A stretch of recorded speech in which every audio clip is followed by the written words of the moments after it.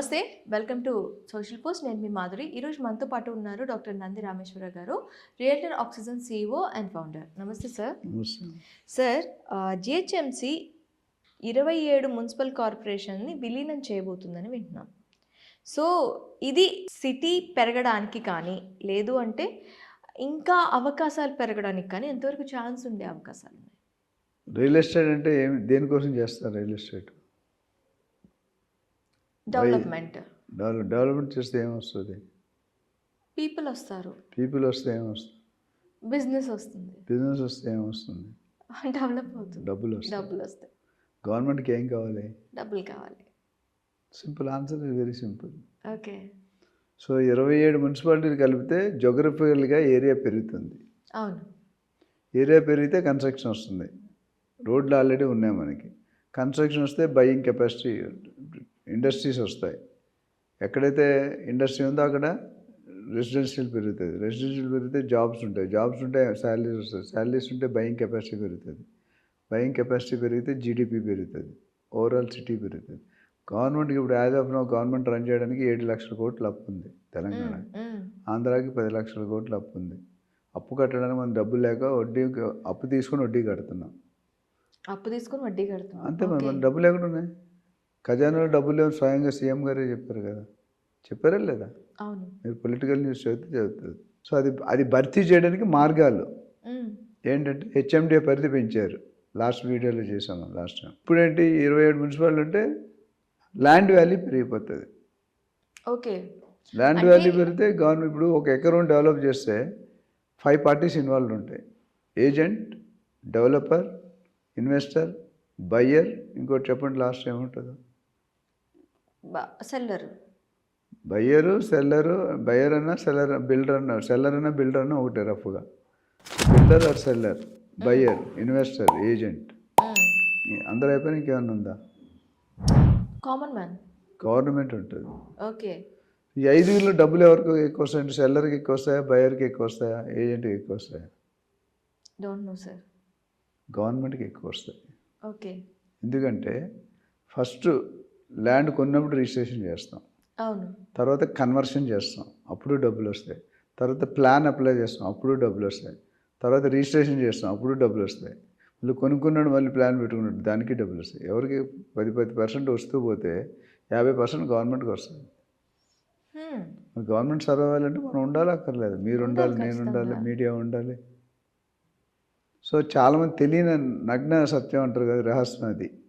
అంటే 50% వరకు గవర్నమెంట్కే ఇన్కమ్. ఇక్కడే కదా, ఏ గవర్నమెంట్కైనా.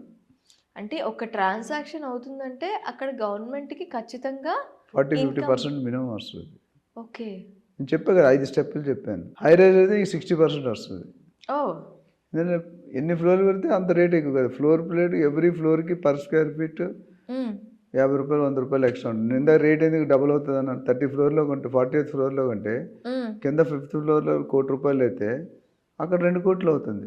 ఓకే. స్టాంప్ డ్యూటీ ఎంత కడతాం? 2 కోట్లు కడతాం. 7.5%. ఇక్కడ 15 లక్షలు కడితే అక్కడ 30 లక్షలు కడతాం. సరే, అంతే కదా. 1 crore-కి 7.5%, 7.5 lakhs. So 2 crores-కి 15 lakhs. మామూలుగా కట్టం, మామూలుగా అయితే అంత కట్టం. ఇంకోటి ఏంటంటే అఫీషియల్ వాల్యూ తక్కువ ఉంటుంది, మిగతా వాల్యూ ఎక్కువ ఉంటుంది.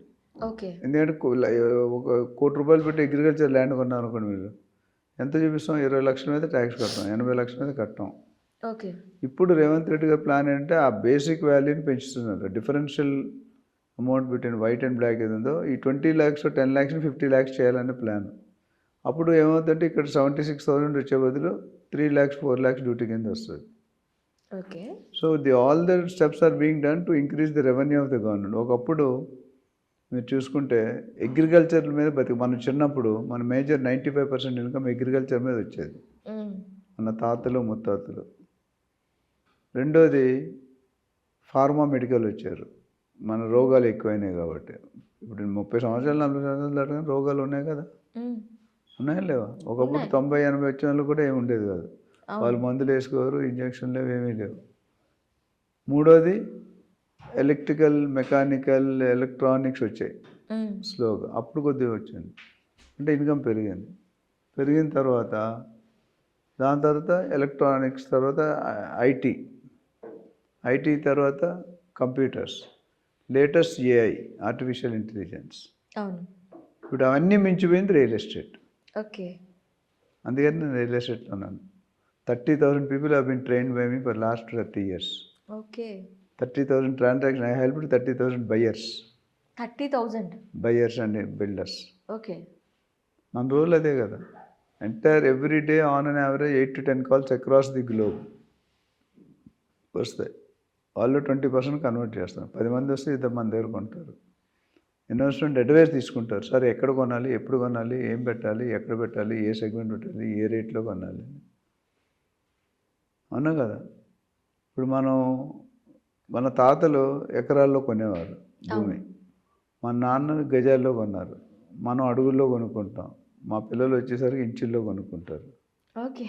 మన మనవాళ్ళు వచ్చేసరికి సెంటీమీటర్లో కొనుక్కుంటారు. మునిమనవాళ్ళు వచ్చే మిల్లీమీటర్, తర్వాత కొనడానికి అవకాశం ఉండదు. Land is not increasing, population is increasing. అవును.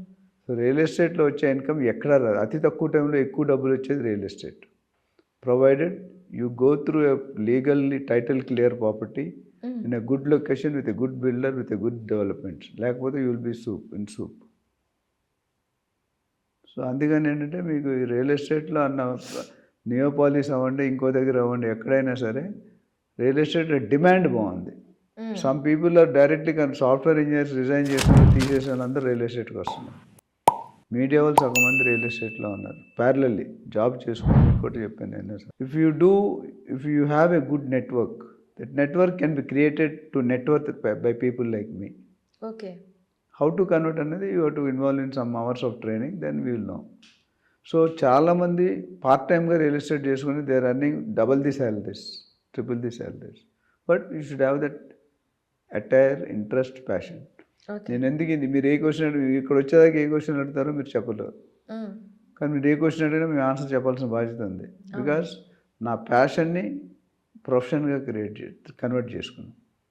Right now you heard something from the person, what did he tell? By seeing he learned, he had interest. By seeing I been able to influence my family members, my friends, my colleagues, my agents to get into real estate business because they know the potential of earning money. ఈరోజు money ఉంటే అన్నీ ఉంటాయి. Money makes many things. అది పాతక సిద్ధాంతం, నేను మార్చేశాను. Money makes all things. Okay. అవునా కదా. అవును.